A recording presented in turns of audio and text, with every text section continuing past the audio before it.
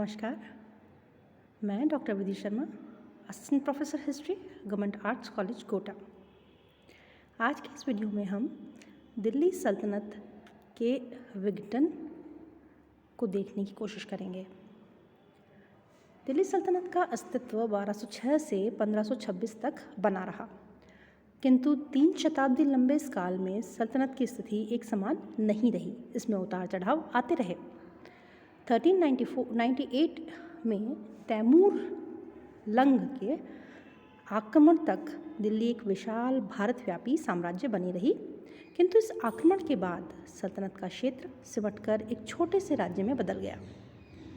लोधी शासकों ने इसका पुनः विस्तार किया, परंतु इसका प्रभाव अल्पकालीन रहा। बाबर के आक्रमण ने इसे पूरी तरह नष्ट कर दिया। अतः सल्तनत के पतन को 2 स्पष्ट चरणों में देखा जा सकता है। पहला जो चरण है वह है साम्राज्य का विघटन 1398 और दूसरा सल्तनत का अंत 1526। तो अब हम बात करेंगे तैमूर के आक्रमण की।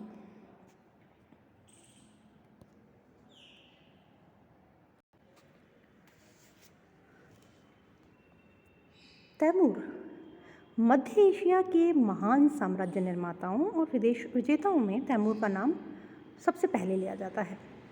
इसका जन्म 1334 ईस्वी में हुआ और मध्य एशिया में उस समय राजनीतिक अस्थिरता फैली हुई थी, क्योंकि तर्माश्री की मृत्यु के बाद मंगोलों की शक्ति अव्यवस्थित हो चुकी थी। तर्माश्री मंगोलों का महान नेता था। उसकी मृत्यु के बाद मंगोल साम्राज्य में अव्यवस्था फैल गई। तैमूर तुर्कों के बरलास कबीले का सदस्य था। कॉम्पिटिटिव एग्जाम्स में पूछा जाता है कि तैमूर किस कबीले का सदस्य था। तुर्की कबीले बरलास का सदस्य था। और ऐसा किंवदंतियाँ प्रचलित हैं, ऐसी कहानियाँ प्रचलित हैं कि उसके और चंगेज़ खां के पूर्वज समान थे। इस मंगोल साम्राज्य में जो अव्यवस्था फैली हुई थी, उस परिस्थिति का लाभ उठाकर तैमूर ने एक विशाल साम्राज्य का निर्माण किया। तैमूर एक पैर से विकलांग था, इसीलिए उसे तैमूर लंगड़ा या तैमूर द लेन कहा जाता है। उसके साम्राज्य में मध्य एशिया और पश्चिम एशिया का विशाल क्षेत्र शामिल था। अपने अनेक सैनिक अभियानों के क्रम में तैमूर ने 1398-99 में उत्तर भारत के क्षेत्रों पर आक्रमण किया, जिससे पतनशील तुगलक साम्राज्य का पूरी तरह विघटन हो गया। अपने सैनिक अभियानों में तैमूर ने लूटमार और हत्याओं का प्रदर्शन नियमित रूप से किया। उसके आक्रमणों का मुख्य लक्ष्य धन लूटना था। हम हमेशा से जानते हैं कि महमूद गजनवी के काल से ही भारतीय समृद्धि से मध्य एशिया परिचित था। वहाँ से आक्रांता यहाँ आते रहते थे। तैमूर के एक पोते पीर मोहम्मद ने महमूद गजनवी का अनुकरण करते हुए उत्तर भारत की विजय की योजना बनाई थी। 1396-97 में उसने उच्च और दीपालपुर, ये उत्तर पश्चिमी सीमांत इलाके में स्थित क्षेत्र हैं, उस क्षेत्र को जीत लिया, मगर वह मुल्तान के नगर को जीतने में असफल रहा। इसलिए उसकी सहायता के लिए उसका दादा तैमूर 1398 में उत्तर भारत आता है। उसने अपनी योजना सावधानी के साथ निर्धारित की। रास्ते के महत्वपूर्ण नगरों को छोड़ते हुए उसने सीधे दिल्ली पर चढ़ाई की। इस समय दिल्ली पर तुगलक शासक मोहम्मद शाह बैठा हुआ था। वह तैमूर का आक्रमण का सामना करने में असमर्थ रहा और उसने पहले मालवा और फिर गुजरात में शरण ली। तैमूर की सेना ने इस काल में दिल्ली में लूटमार और नरसंहार किए। तुगलक साम्राज्य उस समय तक वस्तुतः समाप्त हो चुका था और दिल्ली की जनता को आक्रमणकारी तैमूर की दया पर छोड़ दिया गया था। भीषण रक्तपात और लूटमार के बाद तैमूर ने मेरठ की ओर प्रस्थान किया। मेरठ को भी लूटा। 1399 ईस्वी में सर्दियों में तैमूर वापस मध्य एशिया लौट गया। इस तरह से इस प्रलयकारी आक्रमण की समाप्ति हुई। तैमूर के आक्रमण को उत्तरी भारत के इतिहास में एक विभाजन रेखा के रूप में देखा जाता है। तैमूर ने न केवल तुगलक साम्राज्य का अंत कर दिया, बल्कि उत्तर भारत में केंद्रीय सत्ता के युग को ही समाप्त कर दिया। उत्तर भारत फिर से कई छोटे छोटे राज्यों में विभक्त हो गया, दिल्ली सल्तनत का क्षेत्र अब दिल्ली नगर के आसपास ही सिमट के रह गया। इसीलिए तुगलक सुल्तान महमूद शाह के लिए कहा जाता है कि सुल्तान की सल्तनत दिल्ली से पालम तक है। पंजाब को तैमूर ने अपने साम्राज्य में मिला लिया और खिज़्र खां को वहाँ का शासक बना दिया, बहाल किया। जौनपुर का राज्य स्वतंत्र हो गया। पश्चिम में गुजरात, दक्षिण में खानदेश के राज्य स्वतंत्र हो गए। दक्षिण भारत में बहमनी राज्य और विजयनगर पहले से ही स्वतंत्र थे। केंद्रीय सत्ता के विघटन से अनेक हिंदू राजा भी सल्तनत की संप्रभुता से मुक्त होकर स्वतंत्र रूप से राज करने लगे। इन सब के अलावा राजपूत शासक एक बार फिर उत्तर भारत पर अपनी सत्ता स्थापित करने के लिए सक्रिय हो उठे। तैमूर के आक्रमण के बाद उत्पन्न ये अनेक राज्य और इनके आपसी संघर्ष का इतिहास लगभग 125 साल तक उत्तर भारत की राजनीति को प्रभावित करता रहा और बाबर के आगमन तक यह स्थिति बनी रही। इसके अलावा तैमूर के आक्रमण का एक और जो परिणाम वो ये कि दिल्ली की आर्थिक संपन्नता और सांस्कृतिक गौरव का नाश कर दिया गया। दिल्ली से यह बड़े पैमाने पर धन लूट कर ले गया। बड़ी संख्या में कारीगर, शिल्पकार, दस्तकारों को भी दास बनाकर मध्य एशिया ले गया। पंजाब का जो उर्वर इलाका था और जो वहाँ से आने वाले राजस्व की आय थी वो तैमूर के हाथ में चली गई। इससे दिल्ली की स्थिति और दयनीय हो गई। इतना ही नहीं, तैमूर के हाथों जो लोग मारे गए, दिल्ली में नृशंस हत्याकांड हुआ, तो शव सड़ने के कारण राजधानी में महामारी फैल गई। विद्वान, कलाकार, बचे हुए कारीगर और शिल्पी दिल्ली छोड़कर जौनपुर की तरफ जाने लगे क्योंकि उन्हें वहाँ से सुरक्षा का आश्वासन, प्रश्रय का आश्वासन मिला। इन प्रवासियों ने जल्दी ही जौनपुर को सांस्कृतिक गतिविधियों का प्रमुख केंद्र बना दिया। इसी काल में जौनपुर का नगर शिराज़-ए-हिंद कहलाने लगा। यह प्रश्न एक महत्वपूर्ण ऑब्जेक्टिव प्रश्न है। किस नगर को शिराज़-ए-हिंद कहा जाता था? तो जौनपुर के शहर को शिराज़-ए-हिंद कहा जाता था। दूसरी तरफ तैमूर के आक्रमण के बाद स्थापित होने वाले नए क्षेत्रीय राज्यों में भी शासक वर्ग द्वारा कला, विद्या और सांस्कृतिक गतिविधियों को प्रश्रय देने की नीति अपनाई गई। इस नीति का प्रत्यक्ष परिणाम ये हुआ कि इन विभिन्न क्षेत्रों की स्थानीय सांस्कृतिक परंपराएं इस्लामी संस्कृति की परंपराओं के संपर्क में आईं और दोनों के परस्पर प्रभाव ने उत्तरी भारत के सांस्कृतिक जीवन को और संपन्न एवं समृद्ध बनाया। स्वयं तैमूर जिन कारीगरों को अपनी राजधानी समरकंद में ले गया था, उन कारीगरों और मजदूरों ने समरकंद को एक सुसज्जित नगर बना दिया जहाँ पर भव्य विशाल इमारतें थीं। इस तरह की सांस्कृतिक कार्यों में योगदान देकर उत्तरी भारत में विकसित हिंद इस्लामी संस्कृति की परंपराओं को मध्य एशिया में भी प्रसारित किया गया। अतः तैमूर के आक्रमण ने राजनीतिक जीवन को प्रत्यक्ष और सांस्कृतिक जीवन को अप्रत्यक्ष रूप से प्रभावित किया। राजनीतिक क्षेत्र में परिणाम विनाशकारी रहे, किंतु सांस्कृतिक जीवन को और अधिक समृद्ध बनाने में इस आक्रमण का योगदान रहा।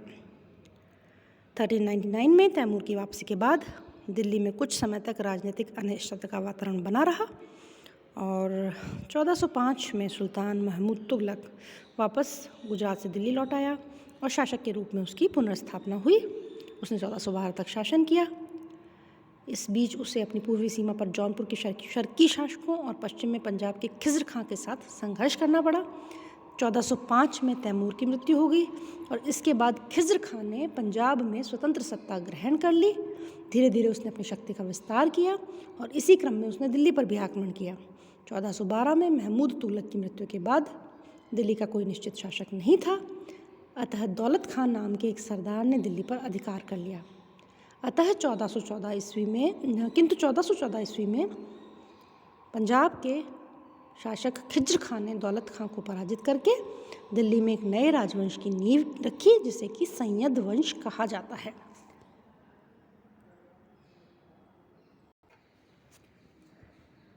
सैयद वंश का शासनकाल 1414 से 1451 ईस्वी तक है। 4 शासकों ने इस काल में शासन किया है: खिज़्र खां, मुबारक शाह, मोहम्मद शाह और अलाउद्दीन शाह।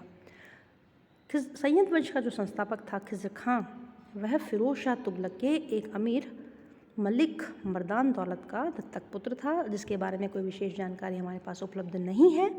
तुगलक शासकों के अधीन ही खिज़्र खां ने एक सेनानायक के रूप में कार्य करना प्रारंभ किया।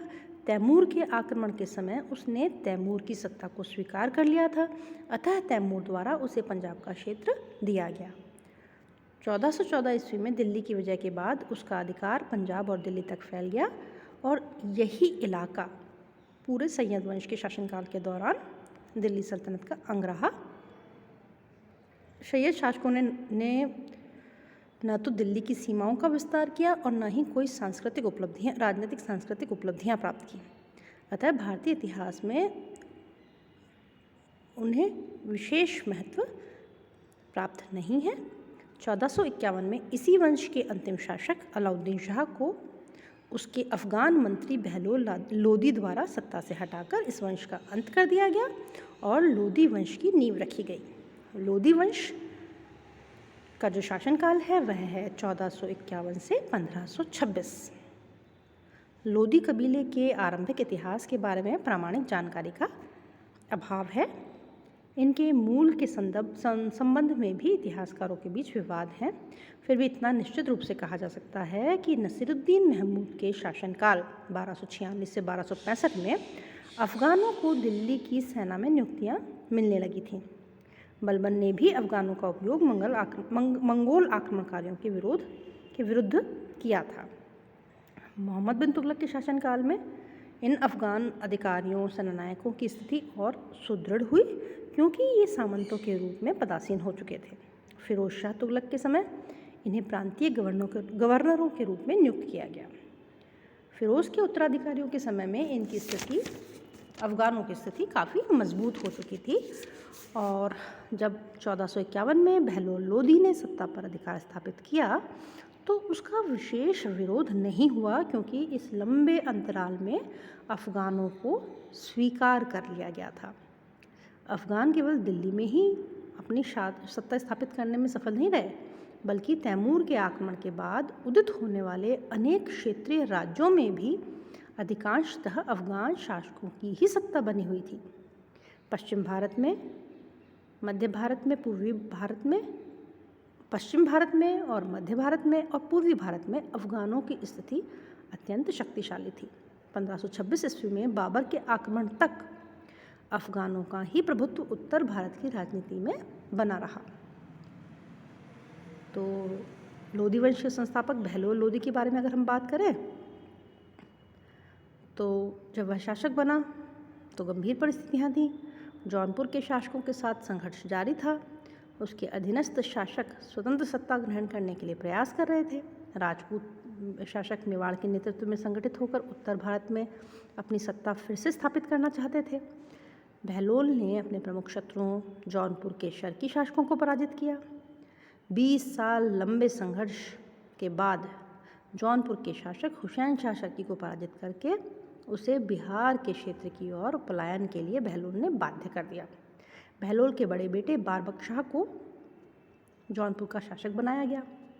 1468-69 में बहलोल ने मुल्तान पर चढ़ाई की और उस क्षेत्र पर अधिकार कर लिया। कहा जाता है कि इसी समय बड़ी संख्या में रोह के अफ़गानों को सल्तनत की सेना में भर्ती करने की नीति अपनाई गई। रोह अफ़गानिस्तान में एक जगह है। इसके फलस्वरूप बहुत बड़ी संख्या में अफ़गान भारत आके बसने लगे। बहलोल ने मध्य भारत में कई सारे अभियान किए। ग्वालियर के शासक कर्णदेव को पराजित किया। धौलपुर के राजा से भी नजराना वसूला। मेवाड़ पर भी चढ़ाई की, लेकिन इस अभियान के बारे में विशेष जानकारी उपलब्ध नहीं है। मालवा पर भी बहलोल ने चढ़ाई की, लेकिन वह असफल रहा। बहलोल के शासनकाल का जो विशेष महत्व है वो यह है कि इस काल में दिल्ली सल्तनत की पुनर्स्थापना का कार्य प्रारंभ हुआ। तैमूर के आक्रमण के बाद सल्तनत की शक्ति, प्रतिष्ठा और क्षेत्रों का ह्रास हुआ था। सैयद शासकों ने स्थिति को सुधारने के लिए कुछ भी नहीं किया। अतः बहलोल लोदी ने अपने प्रयासों से सल्तनत के क्षेत्रों को विस्तृत किया। उत्तर भारत की राजनीति में उसे पुनः महत्वपूर्ण स्थान दिलाया। इस दिशा में आगे का कार्य उसके पुत्र और उत्तराधिकारी सिकंदर लोदी ने किया। सिकंदर लोदी का कार्यकाल 1489 से 1517। बहलोल की मृत्यु के बाद उत्तराधिकार संघर्ष में विजयी होकर उसका छोटा पुत्र सिकंदर लोदी दिल्ली का सुल्तान बना। बहलोल ने 1492 में जौनपुर पर अधिकार कर लिया।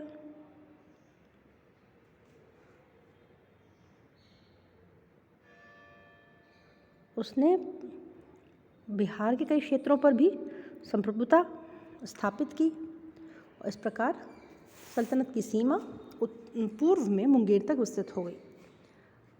मध्य भारत में भी उसने कई अभियान किए। ग्वालियर के राजा मानसिंह से नजराना प्राप्त किया। धौलपुर के शासक विनायक देव को 1504 में पराजित किया।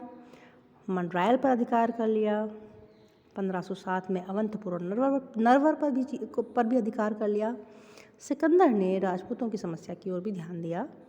उसने 1506 में आगरा नगर का निर्माण कराया और राजधानी को वो दिल्ली से आगरा ले गया ताकि दोआब पर नियंत्रण रखा जा सके।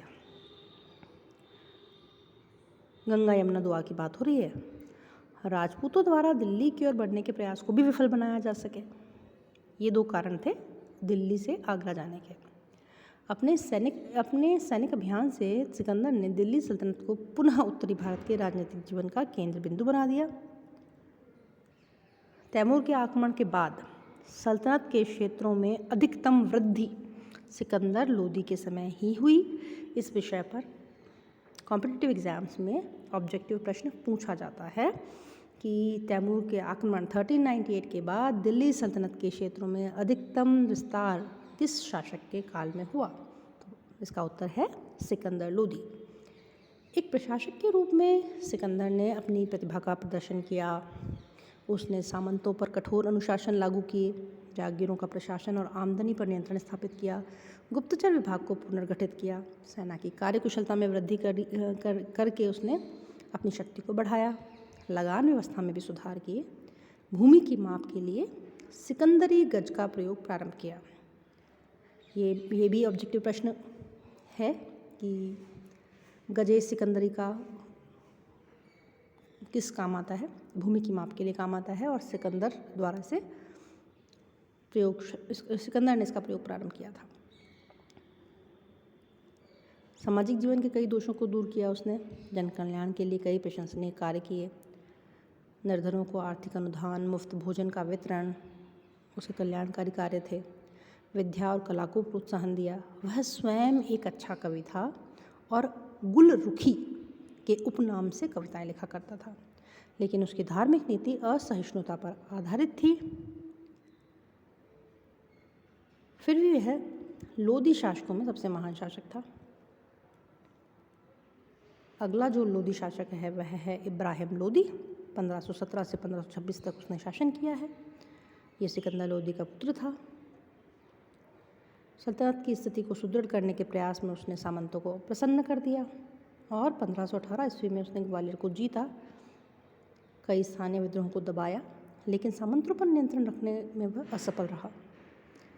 इब्राहिम योग्य व्यक्ति था, किंतु वह अहंकारी और अनुभवहीन था, अतः अपने राज्य को सुरक्षित रखने में वह असमर्थ सिद्ध हुआ। 1526 ईस्वी में पानीपत के युद्ध में उसे मुगल शासक बाबर ने पराजित किया। इब्राहिम युद्ध में मारा गया और दिल्ली सल्तनत के स्थान पर मुगल साम्राज्य की स्थापना हुई। एक और महत्वपूर्ण ऑब्जेक्टिव प्रश्न जो कि कॉम्पिटिटिव एग्जाम्स में पूछा जाता है वह यह है कि दिल्ली सल्तनत का एकमात्र सुल्तान जो कि युद्ध क्षेत्र में मारा गया कौन था? वह था इब्राहिम लोदी, जो कि पानीपत के युद्ध क्षेत्र में मारा गया। अब हम बात करते हैं दिल्ली सल्तनत के पतन के कारणों की। तो दिल्ली सल्तनत के पतन का जो पहला कारण है वह है राजनीतिक अस्थिरता।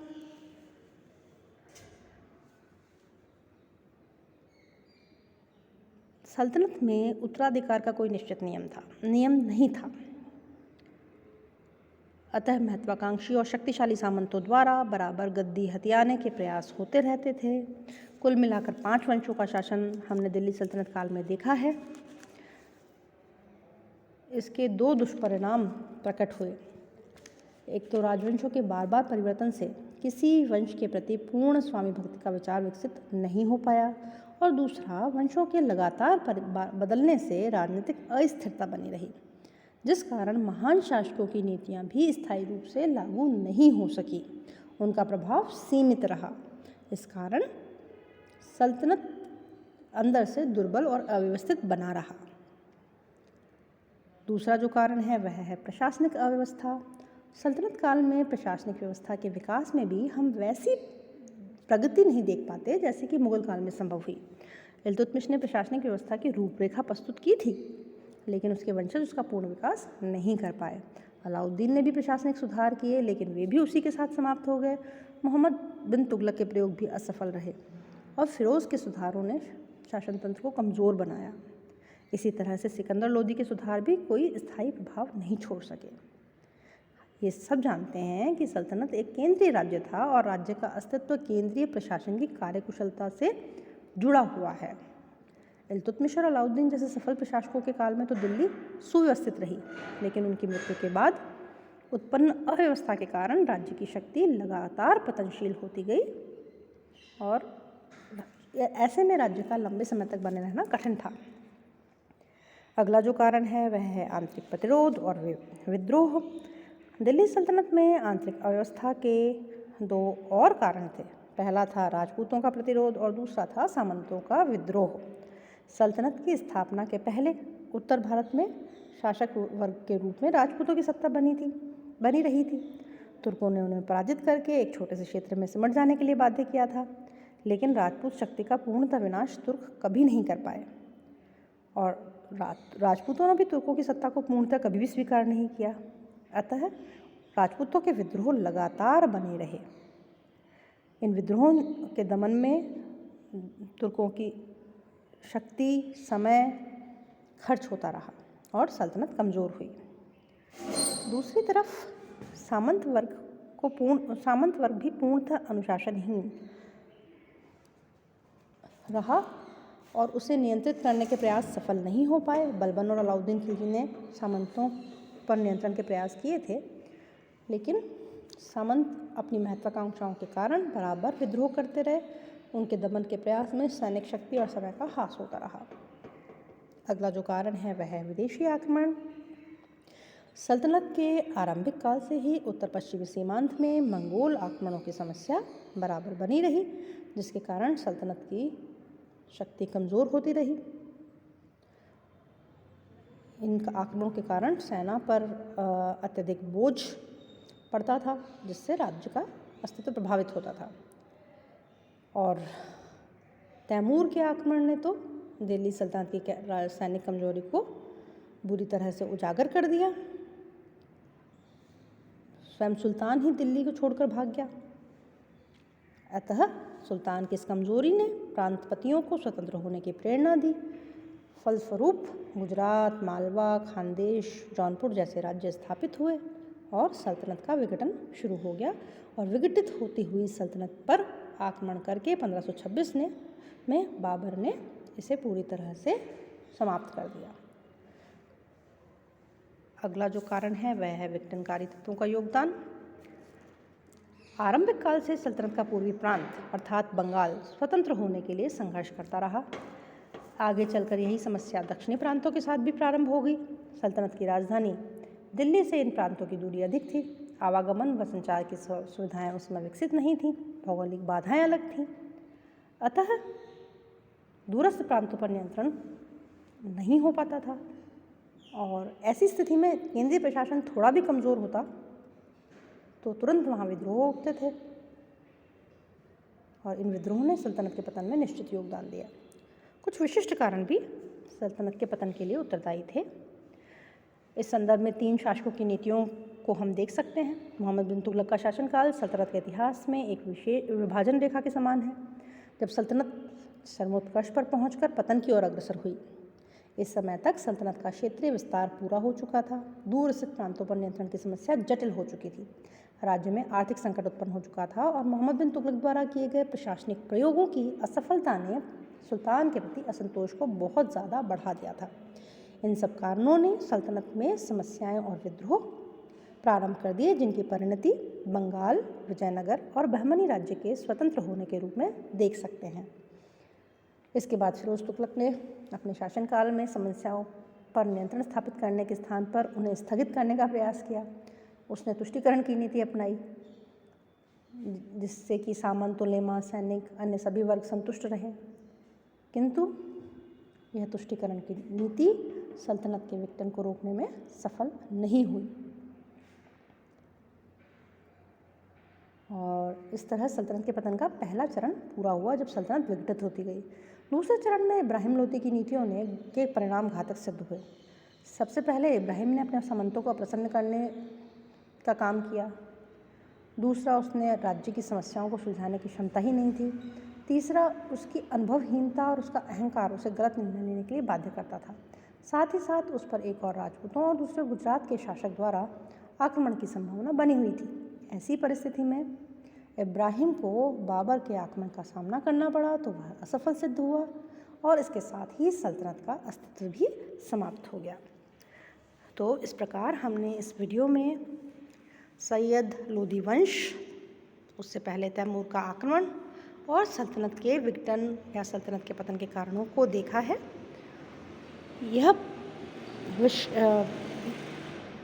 ये सभी विषय यूनिवर्सिटी एग्ज़ाम्स में निबंधात्मक प्रश्नों की दृष्टि से महत्वपूर्ण नहीं है और सैयद और लोदी वंश का तो आपके सिलेबस में स्पष्ट उल्लेख भी नहीं है, किंतु फिर भी इनकी जानकारी आवश्यक थी ताकि आपकी समझ बढ़े कि किस तरह से तैमूर लंका भारत पर आक्रमण होता है, तुगलक वंश समाप्त हो जाता है और फिर एक एक करके सैयद वंश और लोदी वंश आते हैं और फिर बाबर के आक्रमण की परिस्थितियाँ बनती हैं। अगले वीडियो में हम बाबर और मुग़ल साम्राज्य की स्थापना के बारे में बात करेंगे। इसी के साथ ये वीडियो हम यहीं समाप्त करते हैं। धन्यवाद।